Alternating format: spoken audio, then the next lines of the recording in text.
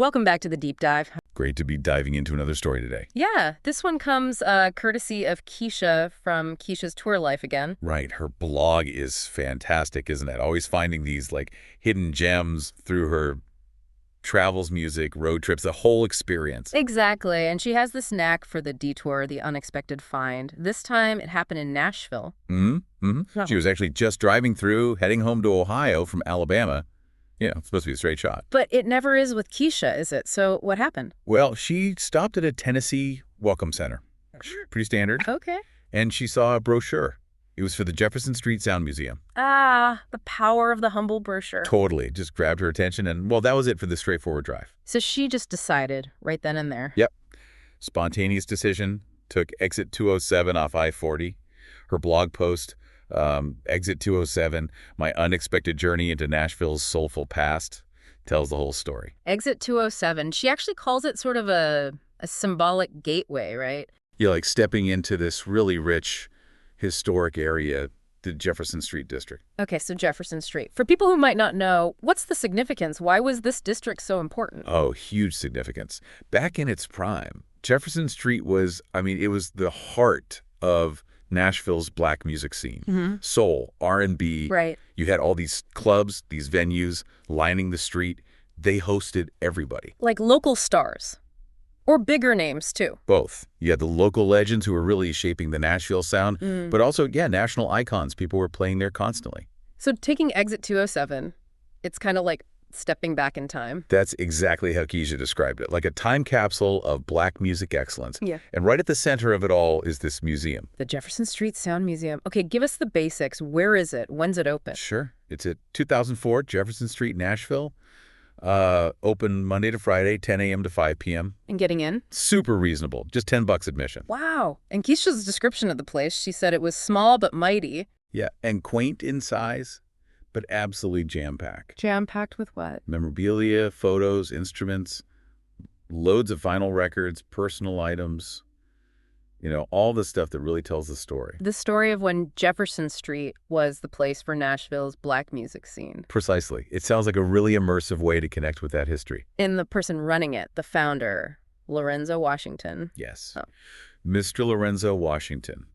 Kecia said he was just incredibly warm, passionate, so knowledgeable. Made her feel welcome right away. Like family, she said. It was pretty amazing. That's great. Did she mention the brochure to him? She did. And apparently, he was just delighted to hear it was working, that people were finding the museum that way. That's fantastic. Yeah. And he gives the tours himself. Often, yeah. He guides people through sharing all these stories. Not just facts, but real anecdotes about the artists who played there. We're talking big names, right? Oh, absolutely. Right. Local trailblazers, definitely. But Kecia mentioned giants like Jimi Hendrix. Wow, Hendrix played Jefferson Street. Yep.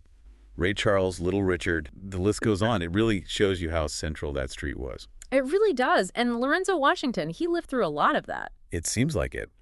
Kecia said he lives and breathes the history. He doesn't just recount it. He brings it alive with heartfelt anecdotes and deep insights.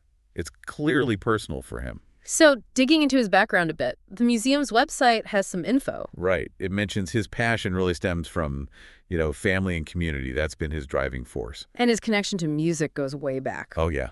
Back in the 70s, he actually founded Soul Shack Records and Boutique. So he wasn't just a fan, he was in the business. Definitely.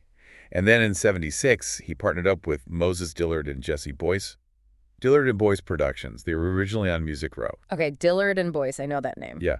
And get this, they released a single, Come On Dance, by the Saturday Night Band. Did it do well? It went to #2 on the charts. No kidding. Wow, so Mr. Washington has some serious music industry cred. Absolutely. He was right there making things happen. And the museum website connects this passion, this history he has, directly to creating the museum. Explicitly, yes.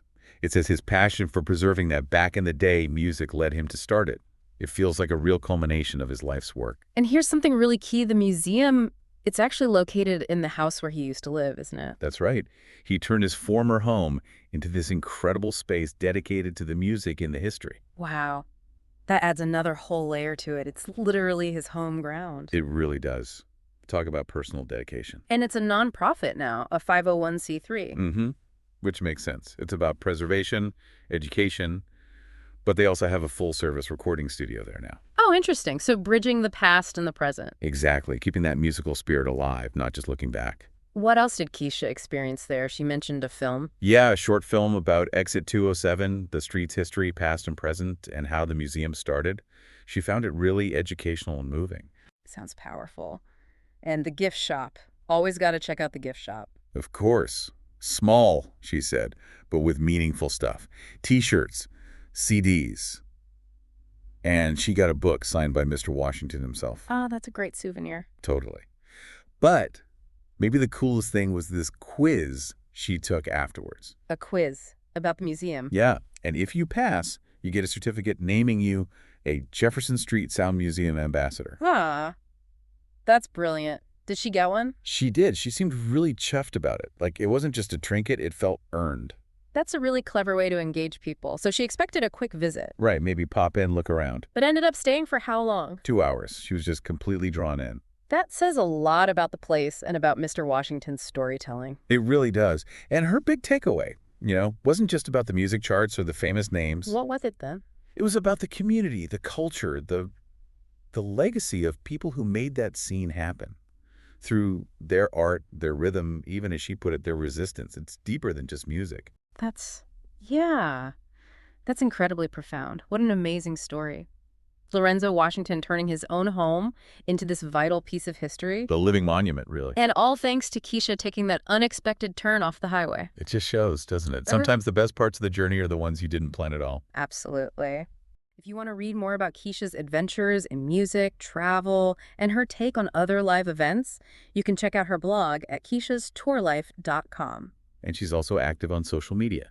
You can find her on Facebook, Instagram, TikTok, and YouTube. Just search for Kecia's Tour Life. Well, Kecia, thanks again for the inspiration and for sharing your discovery with us. Definitely. And for everyone listening, until next time, embrace the detours your journey may take.